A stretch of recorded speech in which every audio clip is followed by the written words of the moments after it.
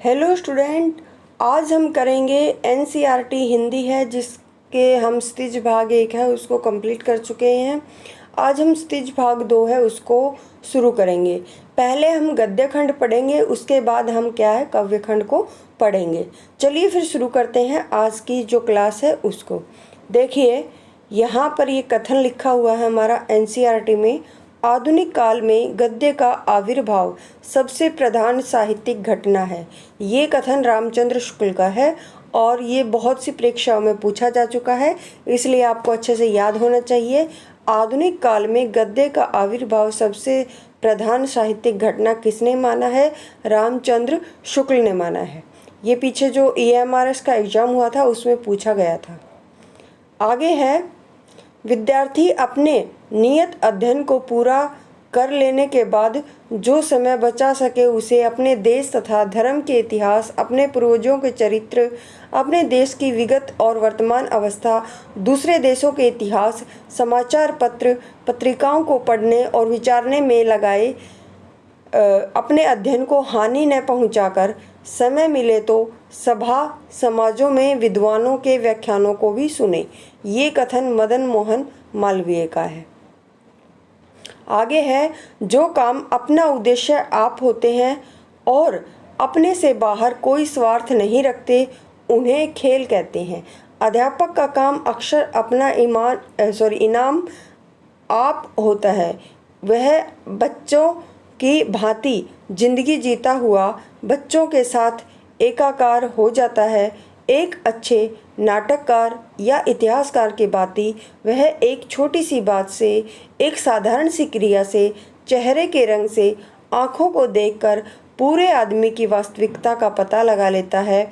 वह अपने विवेक और सूझबूझ से क्या है बच्चों के हृदय, बुद्धि तथा आत्मा के छिपे हुए तथ्यों को समझ लेता है। वह कभी हंसकर, कभी तारीफ करके, कभी नरमी से, कभी शक्ति से क्या है सख्ती से, कभी उकसाकर, कभी आलोचना करके बच्चों की वास्तविकता को समझकर उसका मार्गदर्शन करता है। ये किसका कथन है? जाकिर हुसैन का। अब शुरू होता है हमारा पाठ है हमारा नेताजी का चश्मा और इसके जो लेखक हैं वो हैं स्वयं प्रकाश। पहले हम उनके बारे में पढ़ेंगे।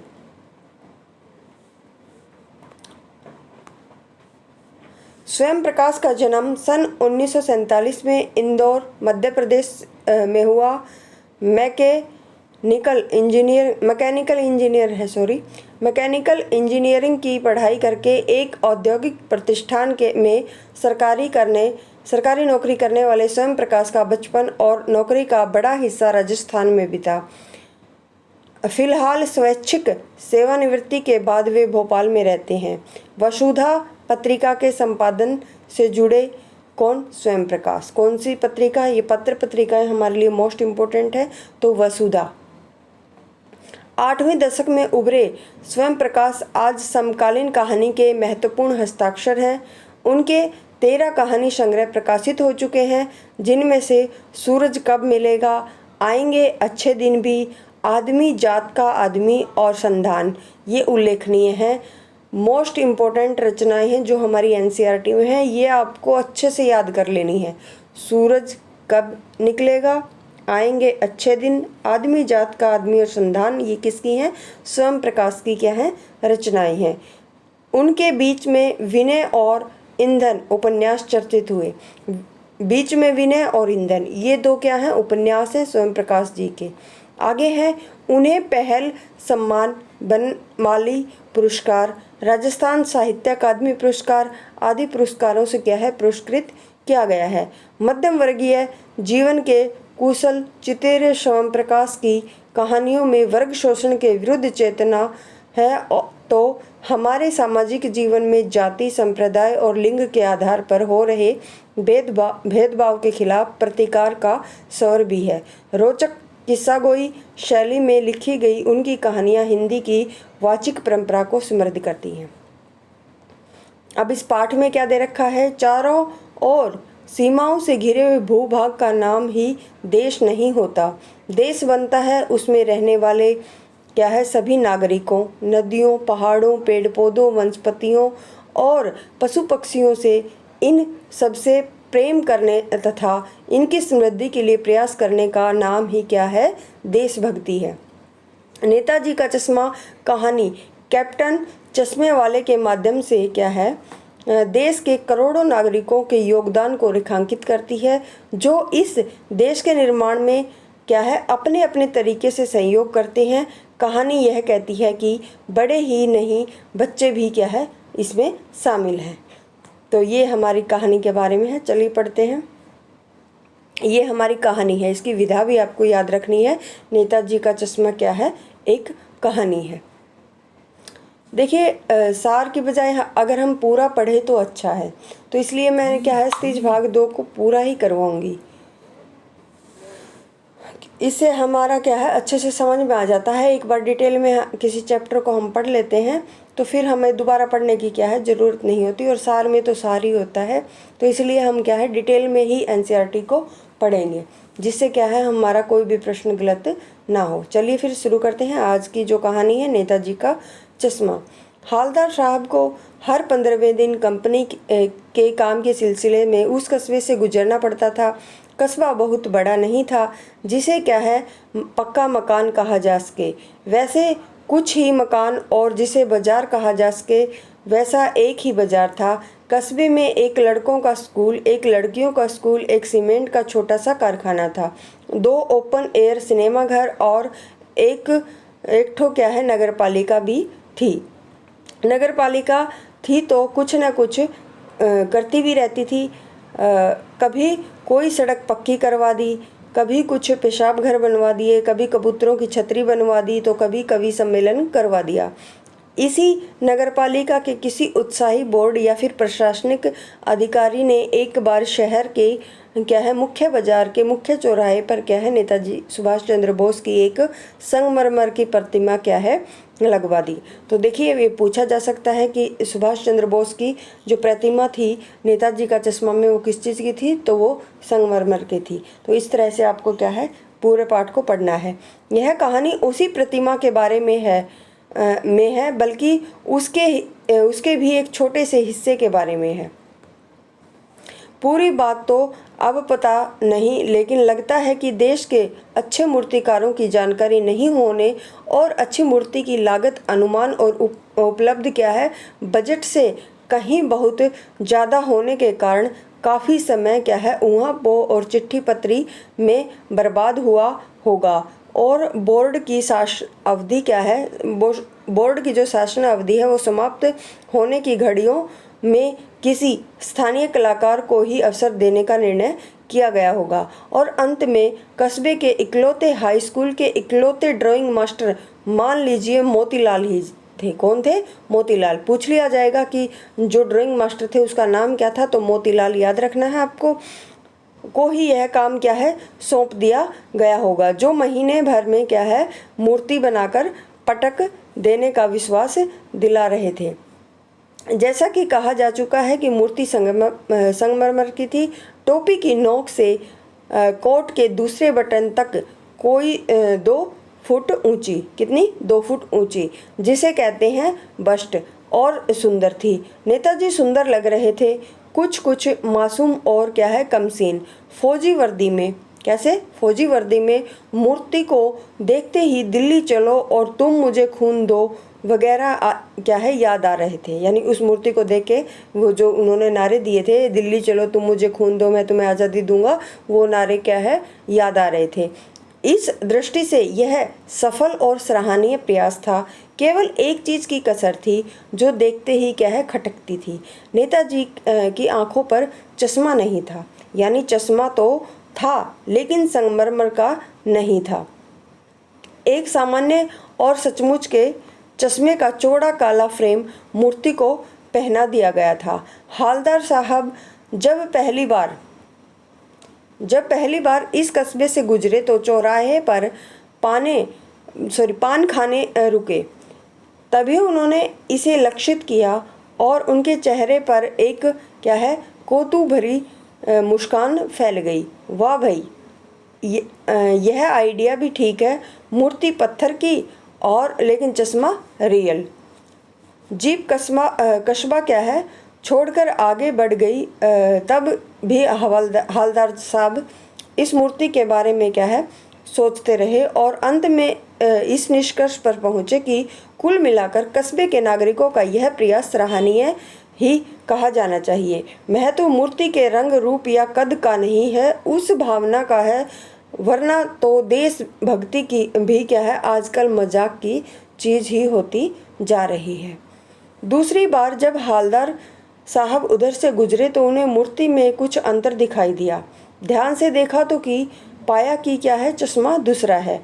पहले मोटे फ्रेम वाला क्या है चौकोर चश्मा था, अब तार के फ्रेम वाला गोल चश्मा है। पहले कैसा था चौकोर था, दूसरा अब कैसा है गोल है। हवलदार साहब का कौतुक और भी बढ़ा। वाह भाई क्या आइडिया है, मूर्ति कपड़े नहीं बदल सकती लेकिन चश्मा तो बदल ही सकती है। तीसरी बार फिर उन्होंने नया चश्मा देखा। हवलदार साहब को क्या है आदत पड़ गई कि हर बार कस्बे से गुजरते समय चौराहे पर रुकना, पान खाना और मूर्ति को ध्यान से देखना। एक बार कौतूहल दुर्दमनीय हो उठा तो पान वाले से पूछ ही लिया, भाई क्या बात है, यह तुम्हारे नेताजी का चश्मा हर बार बदल कैसे जाता है। पान वाले ने खुद के मुँह में पान ठूसा हुआ था। वह एक काला मोटा और खुशमिजाज आदमी था। कैसा था? काला था, मोटा था, खुशमिजाज था। पूछ लिया जाता है कि वो पतला था या कैसा था, तो इसलिए आपको याद होना चाहिए कैसा था जो पान वाला था। काला था, मोटा था, खुशमिजाज था। हवलदार साहब का प्रश्न सुनकर वह आंखों ही आंखों में हंसा। उसकी तोंद क्या है थिरकी और पीछे घूमकर उसने दुकान के नीचे पान थूका और अपनी लाल काली बत्ती सी दिखाकर, कैप्टन चश्मे वाला करता है, उसने ये कहा। क्या करता है? हवलदार साहब कुछ समझ नहीं पाए। चश्मा चेंज कर देता है, पान वाले ने समझाया। क्या मतलब? क्यों चेंज कर देता है? हवलदार साहब आप भी नहीं समझ पाए? कोई ग्राहक आ गया समझो, उसको चौड़े चौखट चाहिए तो कैप्टन किधर से लाएगा, तो उसको मूर्ति वाला दे दिया, उधर दूसरा क्या है बिठा दिया।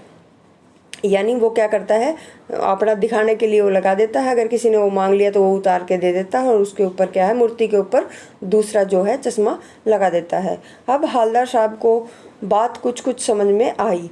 एक चश्मे वाला जिसका नाम क्या था? कैप्टन। चश्मे वाले का नाम पूछा जा सकता है, कैप्टन था। और ये भी पूछा जा सकता है ये कैप्टन कौन सी कहानी का पात्र है, तो देखिए नेताजी का चश्मा कहानी का पात्र है। कौन? कैप्टन। उसे क्या है नेताजी की बगैर चश्मे वाली मूर्ति बुरी लगती है, बल्कि आहत करती है, मानो चश्मे के बगैर नेताजी को असुविधा हो रही हो। इसलिए वह अपनी छोटी सी दुकान में से उपलब्ध गिने चुने फ्रेमों में से एक नेताजी की मूर्ति पर क्या है फिट कर देते हैं। और लेकिन जब कोई ग्राहक आता है तो वैसे ही फ्रेम की दरकार होती है जैसा मूर्ति पर लगा है। तो कैप्टन चश्मे वाला मूर्ति पर लगा फ्रेम संभवतः नेताजी से क्षमा मांगते हुए लाकर क्या है ग्राहक को दे देता है और बाद में नेताजी को दूसरा फ्रेम लौटा देता है। वाह भाई खूब है, क्या आइडिया है। लेकिन भाई एक बात अभी भी समझ में नहीं आई कि हवलदार साहब ने पान वाले से फिर पूछा, नेताजी का ओरिजिनल चश्मा कहाँ गया? पान वाला दूसरा पान मुंह में ठूस चुका था। दोपहर का समय था, दुकान पर भीड़ भाड़ अधिक नहीं थी।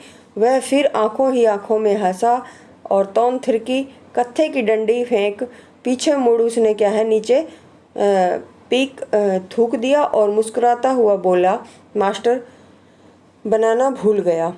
पान वाले के लिए यह एक मज़ेदार बात थी, लेकिन हवलदार साहब के लिए चकित और द्रवित करने वाली थी।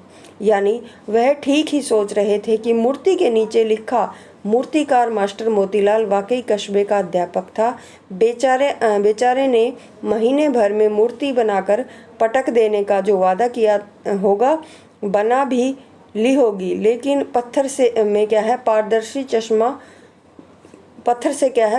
चश्मा कैसे बनाया जाए, कांच वाला, यह तय नहीं कर पाया होगा या फिर कोशिश की होगी और असफल रहा होगा, या बनाते बनाते कुछ और बारीकी के चक्कर में चश्मा टूट गया होगा, या फिर पत्थर का चश्मा अलग से बनाकर फिट किया होगा, वह निकल गया होगा। उफ, हालदार साहब को यह सब क्या है, कुछ बड़ा विचित्र और कौतुक भरा लग रहा था। इन्हीं ख्यालों में खोए खोए पान के पैसे चुकाकर क्या है चश्मे वाले की देशभक्ति के समक्ष क्या है नतमस्तक होते हुए जब जीप की तरफ चले, फिर रुके, पीछे मुड़े और पान वाले के पास जाकर पूछा, क्या कैप्टन चश्मे वाला नेताजी का साथी है या आज़ाद हिंद फौज का क्या है भूतपूर्व सिपाही? पान वाला नया पान खा रहा था। पान पकड़े अपने हाथ को मुंह से 1.5 इंच दूर रोककर उसने क्या है हालदार साहब को ध्यान से देखा, फिर अपनी लाल बत्ती सी दिखाई और मुस्कुराकर बोला, नहीं साहब, वो लंगड़ा क्या जाएगा फौज में? पागल है पागल, वो देखो वो आ रहा है, आप उसी से बात कर लेना, फोटो वोटो छपवा दो उसका कहीं। हालदार साहब को पान वाले द्वारा एक देशभक्त का इस तरह से मजाक उड़ाया जाना बिल्कुल भी अच्छा नहीं लगा। मुड़कर देखा तो अवाक रह गया। एक बेहद बूढ़ा मरियल सा क्या है लंगड़ा आदमी, सिर पर गांधी टोपी, आंखों पर काला चश्मा लगाए हुए, एक हाथ में एक छोटी सी क्या है संदूकची और दूसरे हाथ में एक बांस पर टंगे हुए बहुत से चश्मे लिए अभी अभी एक गली से निकला था और अब एक क्या है बंद दुकान के सहारे अपना बांस टिका रहा है।